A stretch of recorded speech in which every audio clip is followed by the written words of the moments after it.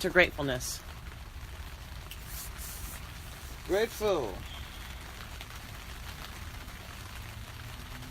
Some things you grow up with, you want more, you don't see what is so important.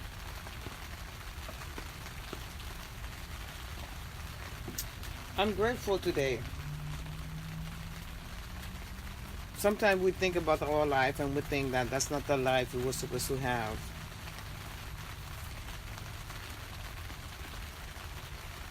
I'm grateful today. I'm grateful today for my patron. And somebody will ask me, what's a damn patron? I'll say it's the thing I used to sit on and poop or pee in the middle of the night. You had toilet, shower. I didn't.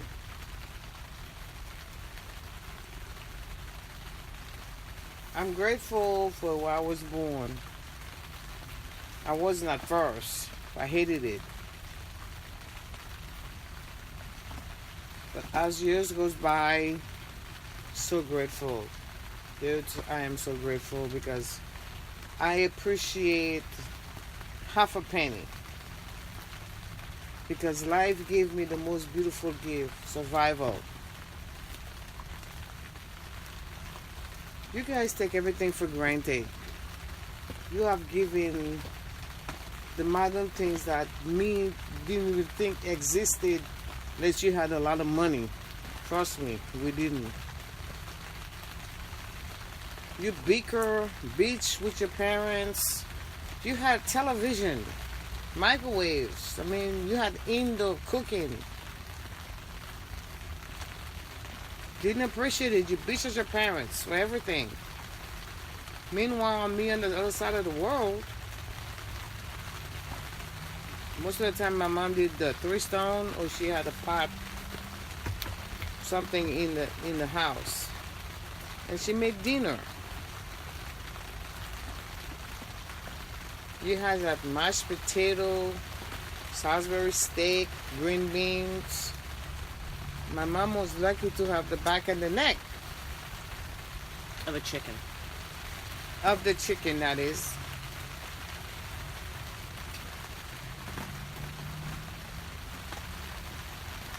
So here's to you, ungrateful children. You guys have it really well. Be grateful that your parents teach you how to do the dishes, vacuum, and learn how to wash your own clothes. Because if something ever was to happen to the country you're in and you have to go back to your roots, like people say on the island, you probably wouldn't survive going out there digging for worm or roots to survive. To be fair, I learned to eat grubs off a tree or in the inside of a tree, the bark, and you won't eat that. You said no. Nope. Right? So I'm just saying. So don't. But She's not sending her. So the thing is, yeah, okay.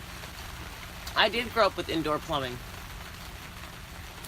I did grow up with a stove and a microwave and all that jazz.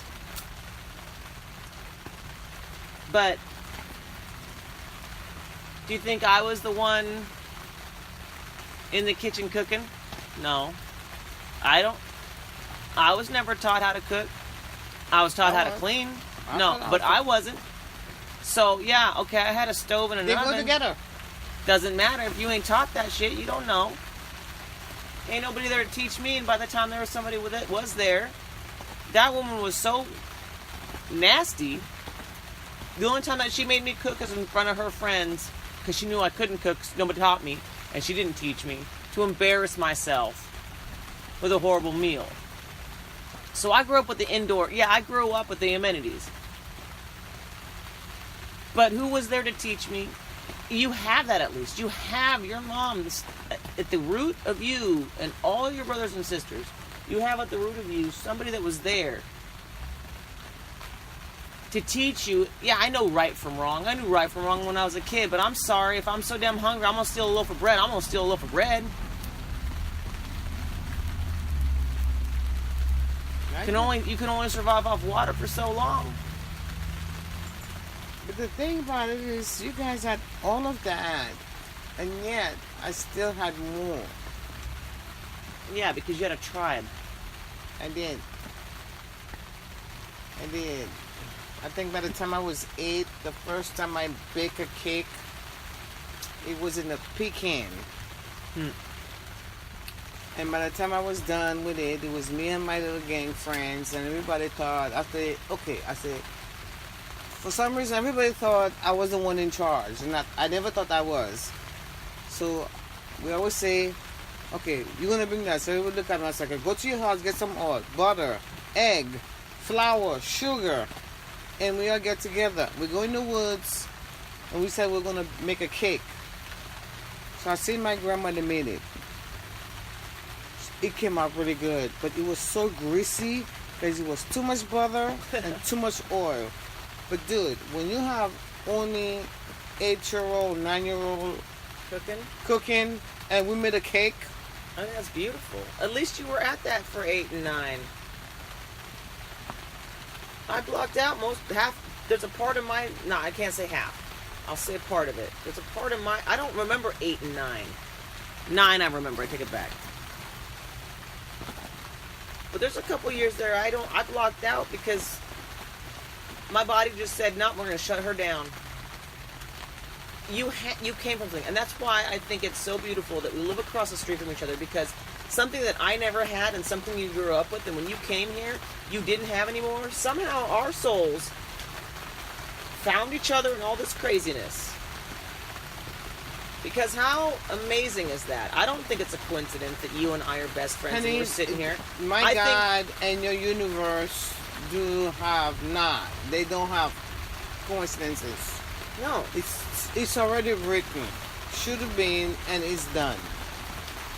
But I think that's the beautiful part of it. It's like we come from two completely different cultures. And the only reason, do you want to know something, yo? Do you want to know why I know so much about my culture from Alaska?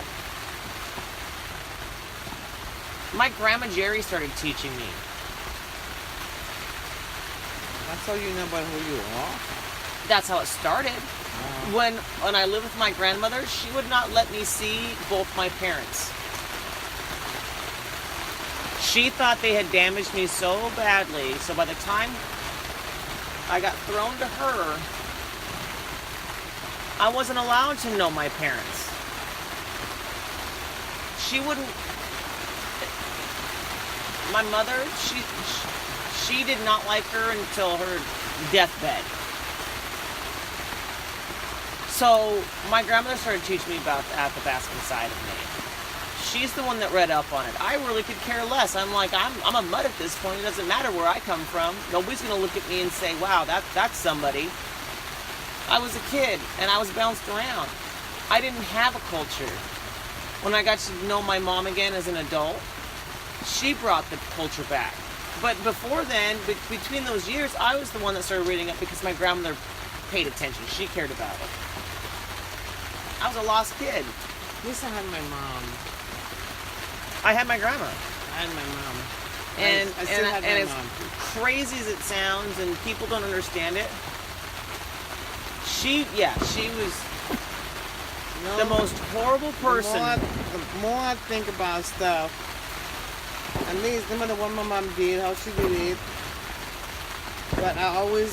Somebody's shooting something. Yeah. Really? It's a gun, yo. Really?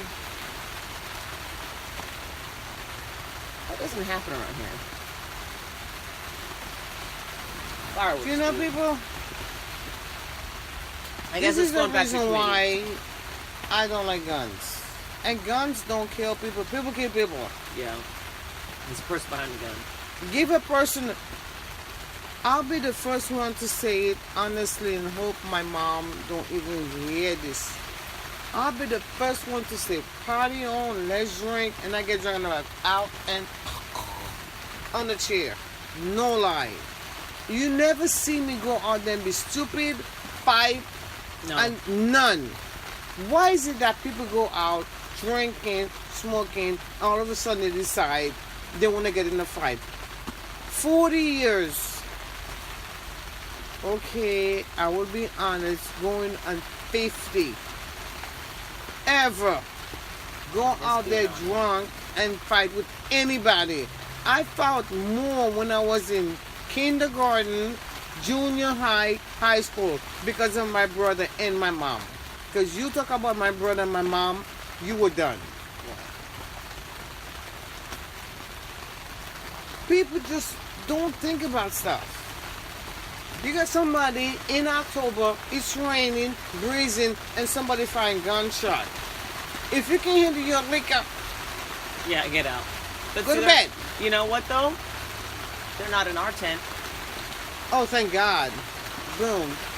It could have been one of you, the bully would go up and 1,001 ways to die. Yeah, not us. Oh, if you want to go out there and do that, you go ahead. Anyway, back to the gratefulness thing. I think I think people need to be more grateful because sometimes we get so caught up in our own life, in our own self. We tend to forget. We do. We really do. Yeah. Forget about the person who picks up after us, the person who cook for us, the person who make us a meal, or the person who's there when we're sick and say, what can I do for you? Boy, your nose, I got you in the bath. We get comfortable. And when we get comfortable, we forget what it's like. I am one of those people, I tell people all the time, I am me, I'm yo. My mom always said, Pitty Pear, as long as my mom know me, I remain me. Yes, stress gets me. I'm human. Yeah, but you don't forget it. You're not supposed. I think but you're looking at it like we forget for a long time, and we don't. We're all human, so yeah, we'll forget it to a point. We do, but it's not like we don't forget it for years. We don't even forget it for a week. You know, I mean, my house never used to be the house that anybody went to. My house was never, I mean, my house on the block was the silent one. It was the quiet one. Why was it quiet? Why was your house quiet? Because it was just Morgan and I and the kids. So why was it quiet? Because it was peaceful. It was quiet. There was nothing here. Then I met Emily. Okay. Which was... Your house was quiet and peaceful because it was you, Buggy, and Aiden. So it was four of you. It was quiet. Yeah. And then you met M, and it got very loud and chaotic. Well, no, not because of her, but, I mean, her situation, yeah. But, and then you come along, and then my dad comes along, and then all the crazy train comes along. I'm not saying I dislike it, but it was a different time. You know, and... I am really not feeling good about this one right now. You're talking about being grateful. Well, no, I am being grateful. Because it is a grateful thing, because I was lonely. So, yeah, it was quiet. Why didn't you just say that, bitch? Why didn't you just say you're grateful? Why did you have Because you needed to understand where I was coming from. My point A to point Z, you need to understand that growth that I went through. So you're home with your husband and your two kids. Your life is okay, but it's quiet. It was quiet. Here comes Amy, and everything just went to shit.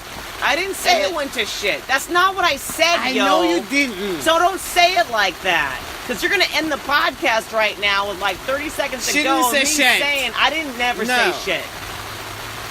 I said I was lonely, and I didn't realize how lonely I was until after all the shit. You said it Yes, different. I fucking just did, bitch. Okay, lonely. I said it was quiet, and it was lonely.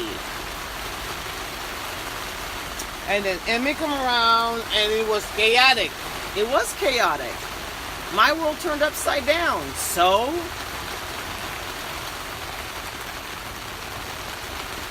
You got the flow. No, it's already like 10 seconds, 4 seconds.